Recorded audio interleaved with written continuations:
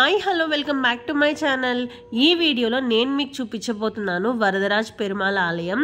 ఇది కాంచీపురంలో ఉంది. దీన్నే విష్ణు కంచి అని అయితే పిలుస్తారు.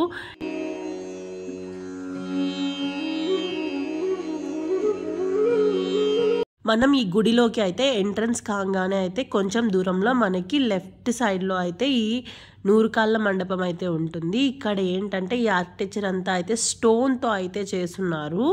ఈ స్టోన్తోనే ఈ చైన్స్ అనేవి కానీ చేస్తున్నారు. మీరు బాగా గమనించారంటే అక్కడ చైన్స్ లాగా ఉంటాయి. ఆ చైన్స్ కానీ స్టోన్తో చేస్తున్నారు.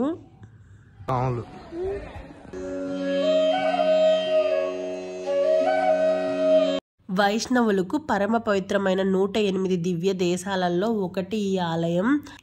ఈ దేవాలయంలోనే హిందూ మత పండితుడు అయిన రామానుజాచార్యులు నివసించారని చెప్తారు.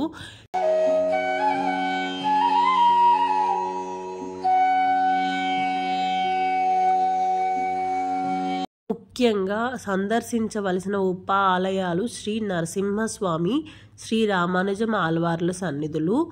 మూడో ప్రకారంలో కొలువు తీరిన శ్రీ పెరుందేవి అమ్మవారిని దర్శించిన తర్వాతే శ్రీ వరదరాజ్ పెరుమాళ్ దర్శనానికి వెళ్ళాలి.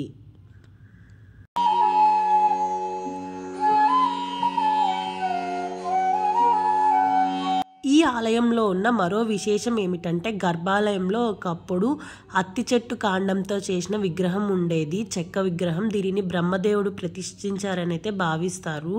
నిత్య పూజల కారణంగా విగ్రహ రూపం మారుతుందని దాని స్థానంలోకి రాతి విగ్రహాన్ని అయితే ప్రతిష్ఠించారు.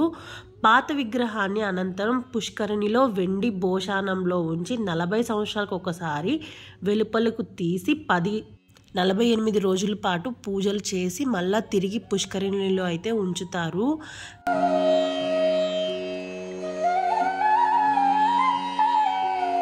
ఈ గుడి మరో ప్రత్యేకత ఏంటంటే మనకి ఇక్కడ బంగారు వెండి బలులను అయితే తాకుతాము.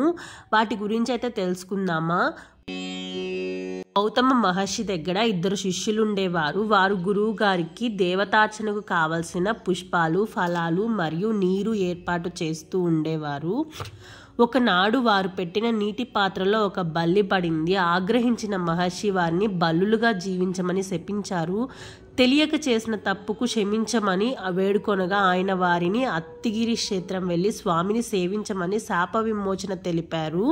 కొంతకాలానికి ఇంద్రుడు, సూర్యుడు మరియు చంద్రునితో కలిసి శ్రీ వరదరాజ్ పెరుమాళ్ దర్శనానికి తరలి వచ్చాడు. వారి దర్శనాంతం శిష్యులకు శాప విమోచనం లభించింది.